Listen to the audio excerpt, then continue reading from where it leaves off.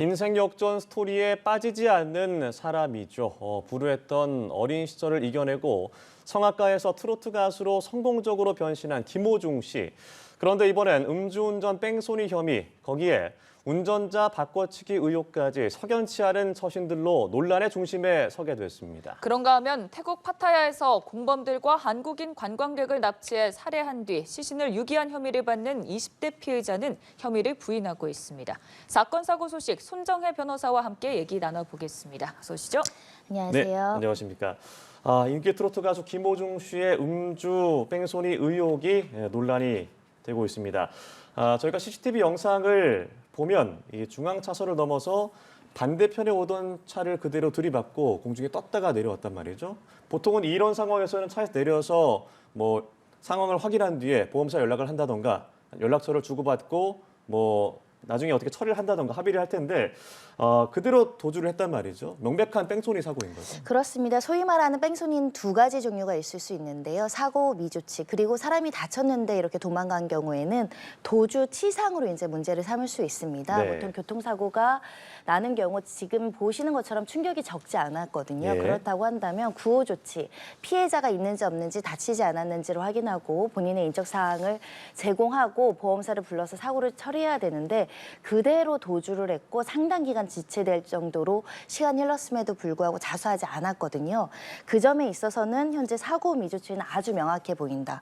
그리고 이제 피해 차량 운전자가 다친 것인지 여부를 확인해서 도주치상을 이제 적용할지 경찰이 고민할 텐데 나머지 지금 보시면은 중앙선을 침범하잖아요. 예. 단순한 운전 미숙이라고 하기에는 사고 경위가 왜 이루어졌는지를 밝혀야 돼서 지금 음주 여부도 이제 조사 대상이고 특히 이렇게 도주했던 목적도 지금 조사 대상입니다. 네, 뺑소니가 성립이 되려면 운전자가 이 사고가 일어난 사실을 알고도 갔어야 됐는데 워낙 또 크게 일어난 사건이다 보니 인지는 했었다고 보는 거고요. 저렇게 쿵 부딪히는데 사고 발생 가능성을 인지하지 못했다라고 주장하기는 굉장히 어렵고요. 네. 일단 사고 낸 사실까지는 알고 있었지만 그 당시에 굉장히 당황해서 공황 상태가 빠져서 이렇게 도망을 갔다라는 게 지금 소속사 대표의 주장입니다. 그래서 실질적으로 공황으로 치료받은 전력이 있는지 그때 판단을 혼미하게 한 것인지 아니 다른 목적으로 도망가신지가 중요해 보입니다. 네, 자세한 것은 수사 이후에 다 밝혀지겠습니다만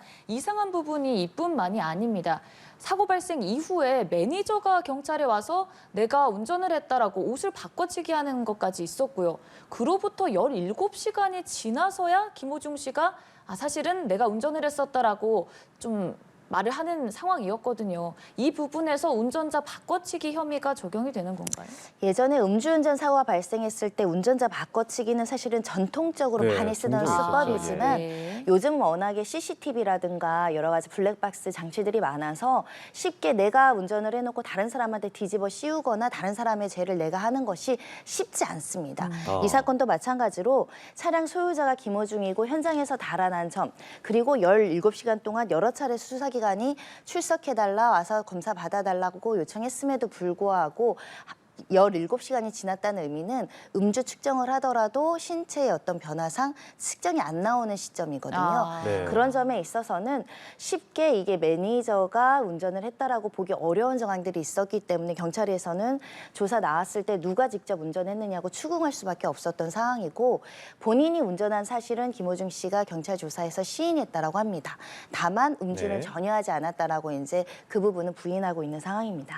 네, 그런데 더 문제가 됐던 게 이 김호중 씨가 매니저에게 본인이 음주운전을 했고 매니저가 대신 출석을 해달라라고 요청을 했다는 녹취를 경찰이 확보를 했단 말이죠. 이게 현재 어떻게 상황이 돌아가고 있습니까? 그러니까 범인을 숨겨주는 것만 범인 도피죄가 성립하는 게 아니라요. 이 사람이 범인인데 범인이 아닌 것처럼 가장해서 허위 진술하는 것도 범인 도피죄가 될 수 있습니다. 네. 범인을 숨겨주고 처벌받지 못하게 이제 도피를 시킨다라는 것인데 이 사안에서는 운전자 바꿔치기는 보통 범인 도피 교사죄나 방조죄가 성립한다 이렇게 볼 수 있고 매니저는 범인 도피죄가 적용될 수 있는데 지금 보시면 김호중 씨는 매니저가 나 대신 가서 처벌받겠다고 하는 것을 용인한 상태이고 나아가선 그 당시 입었던 옷까지 벗어줘서 옷을 바꿔 입고 출석시켰잖아요. 예. 그럼 범인 도피에 최소한 방조죄는 성립할 수 있습니다. 교사죄까지는 지금 이 소속사의 대표가 내가 시켰다라고 주장하고 있기 때문에 네. 교사죄는 좀 더 조사해 봐야겠지만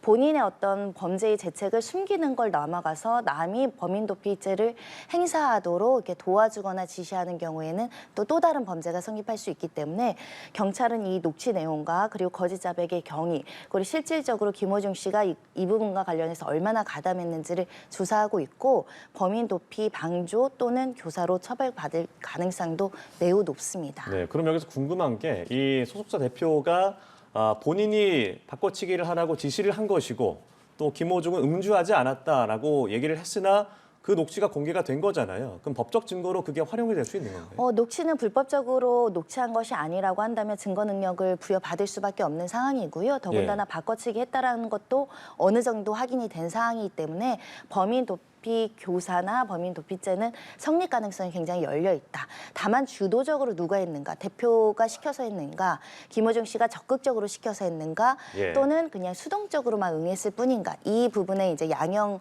자료로서는 중요한 요소이기 때문에 적극 가담 여부를 지금 수사 중입니다. 네.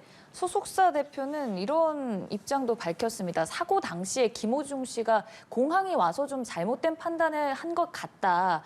이런 공항이나 심신미약 운전자들이 좀 사고를 냈을 때 종종 입장을 밝히는 경우가 있는 것 같거든요. 이게 참작이 되기 때문입니까? 일단은 사고 미조치를 공항 때문에 심신미약 받는 경우는 거의 없다라고 보셔야 될 것 같고요. 만약에 그렇게 공항 때문에 사리분별력이 떨어져서 제대로 된 구호조치도 안 하고 이탈을 했다라고 한다면 평상시에 굉장히 공황장애로 극심한 피해를 입어서 치료를 받거나 진단이 나와 있어야 되는 상황입니다. 사고가 나면 누군가는 다 당황을 하죠. 당하지만 대부분의 사람들은 119, 112에 신고하기 마련입니다. 근데 그런 정도의 조치도 못할 정도로 공황장애를 심하게 앓고 있었는지는 확인하기 어렵다라는 점을 말씀드릴 수 있고요. 사고도 낼 수 있고 또 당황해서 도망가는 사건도 종종 있습니다. 하지만 사고 이후에 적극적으로 수사에 임하고 거짓 진술을 하지 않는 것이 굉장히 중요한데 1차적으로는 거짓 진술을 시도했다는 점에 있어서는 불리하게 작용할 수 있고요. 지금이라도 내가 모든 사실을 인정하고 책임을 지겠다라고 해야 양형에는 유리해 보입니다. 네, 현재까지 드러난 것만 보면 뺑소니를 한 것은 맞고 사고 17시간 이후에 김호중 씨가 직접 음주 측정을 받았지만 음주 사실은 확인이 안 됐습니다. 대표도 부인하고 있고 다만 이제 보도 내용대로 뺑소니에 말씀하신 범인 도피 교사 그리고 음주운전까지 확인이 된다면 처벌을 어떻게 받을 수 있게 되나요? 일단은 양형 자체는 범인 도피는 3년 이하의 징역 500만 원 이하의 벌금이고 음주운전은 사실 정확한 수치가 나와야 실무상 기소하는 관례들이 있기 때문에 음주운전은 사실은 현재로서는 위드마크 공식에서도 유의미하게 추적할 수 있는 수치가 전혀 나오지 않아서 기소하기 좀 어려울 수도 있다. 다만 도로교통법상 사고 미조치라든가 도주치상은 실무상 이 교통사고가 발생했을 때 사람을 구조해야 되는데 도망가는 사람이 있다면 전혀 안 되겠죠. 그래서 기소하는 경우가 굉장히 많고 실형까지는 나오지 않는다고 하더라도 집행유예 가능성이 매우 높아 보입니다. 네, 결국 증거가 중요할 것 같은데 중요한 증거 중 하나일 수 있는 이 블랙박스 메모리 카드가 사라졌습니다. 소속사 대표는 이것도 또 출석한 매니저 말고 다른 매니저가 자의로 조금 제거를 했다라고 입장을 밝히긴 했습니다만 어떤 혐의가 적용될 수 있을까요? 일단 증거인멸 가능성이 굉장히 높은데 일단 본인이 없앤 건 아니고 타인이 없앴다고 한다면 사실 증거인멸, 타인의 범죄에 대해서 증거를 감추려는 행위다 이렇게 볼 수 있을 것 같고요.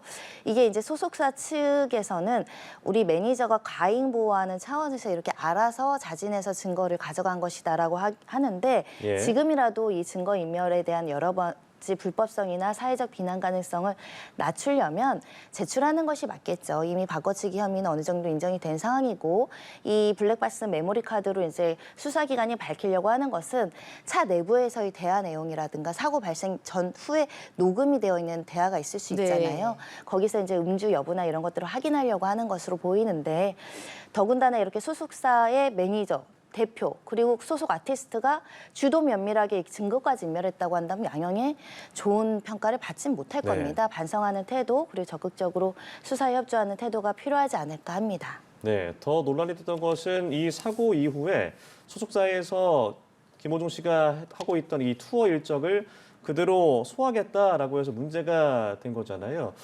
이런 상황 속에서 소속사가 강행을 하겠다고 하는 것, 조사 과정에서 뭐 어떻게 보면 개인적인 업무를 한다는 건데 문제가 없는 겁니까?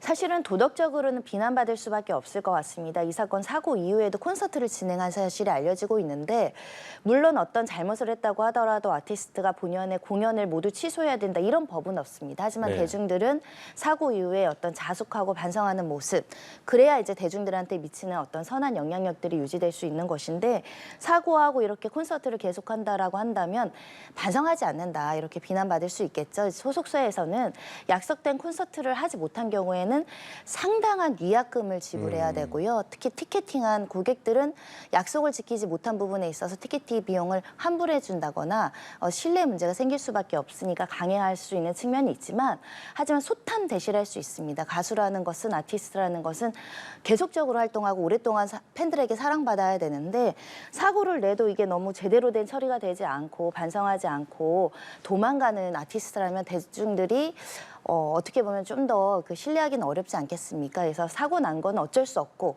그 이후의 조치라도 좀 반성하는 태도를 보이는 것이 타당하지 않는가 생각합니다. 네, 알겠습니다. 태국 파타야 살인 사건도 좀 짚어보도록 하겠습니다. 지금 국제적으로 피해자들을 잡는 데 공조하고 있는 상황인데 어디까지 좀 진행이 되고 있습니다. 일단 공범 중 3명 중에 2명이 잡힌 상황이고 1명에 대한 신원도 공개되고 있어서 태국 인접국가로 도망갔다라고 하더라도 우리나라의 경찰 주재관들도 많이 나가 있고요. 예. 교민들도 실시간으로 이 정보를 보고 있기 때문에 곧 소재가 파악돼서 1명도 잡히지 네. 않을까라는 생각을 하고 있습니다.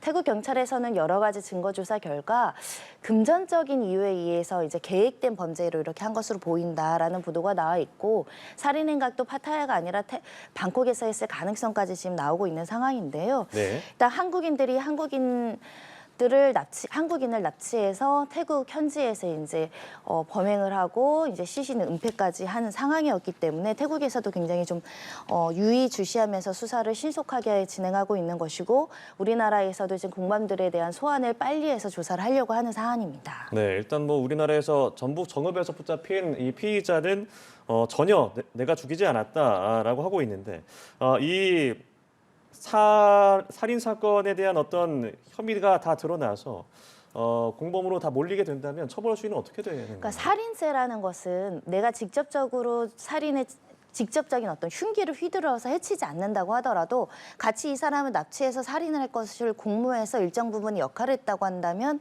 살인의 공모 공동정범이 될 수 있습니다. 예. 이 내용에 따르면은 이 피해자를 숙소로 가져갈 때, 데리고 갈 때 뭐 CCTV를 치운다거나 이런 행위를 같이 했다라는 거 아니겠습니까?